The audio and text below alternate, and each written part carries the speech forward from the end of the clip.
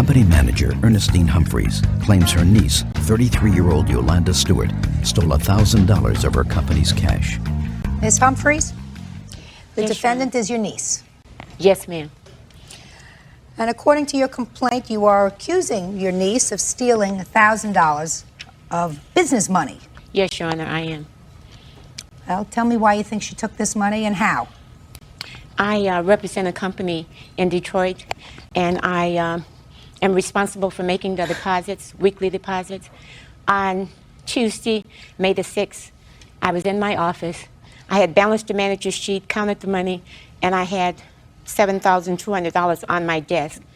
My In niece, cash? Yes, in cash. Already wrapped and counted. What kind of business is this? Coin laundries. A coin laundry. So they collect all the money and then you make a deposit of cash. Exactly. Okay. So there was a knock on the door, and the employee was in the bathroom. So I opened the door. It was my niece. She works down at the next light. And I thought she just saw my car and came by to say hi and whatever. During the time that she was there, I turned and walked away to use the telephone. And when I came back, she suddenly was in a hurry to go. And a couple of days later, the corporate headquarters in Toledo informed me that my bag was missing a roll of tins, 100 tins, which was $1,000. And they didn't understand why this happened. They wanted to know if I had someone helping me count the money, because all of the years that I worked for this company, that has never, ever happened. Well, how many people touch this money after you count it and prepare a deposit? I give it to the owner's son, David, and he takes it and gives it to his father, the owner of the company, and he makes the deposit.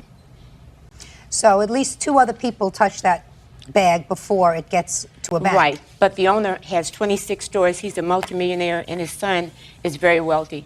I don't think they need $1,000.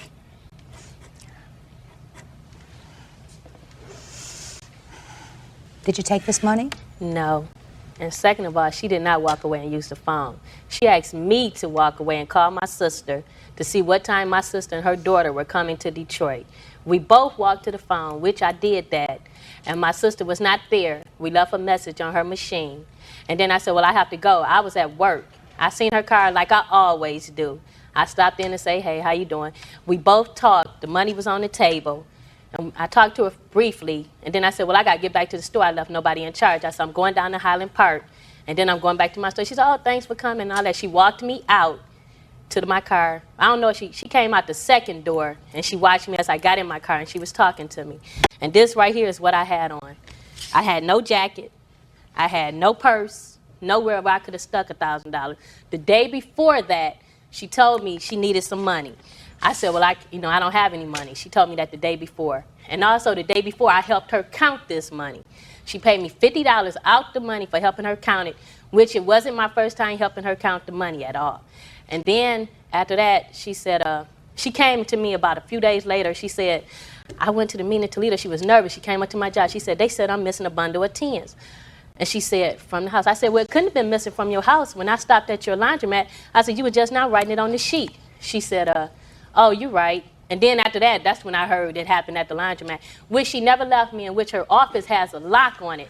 So why would she ever say? She could have just asked me to step out and let the door lock. Ms. Humphreys, let me tell you this. Yes, Your Honor. You really do not have any proof that Ms. Stewart took this money. No, it's just circumstantial.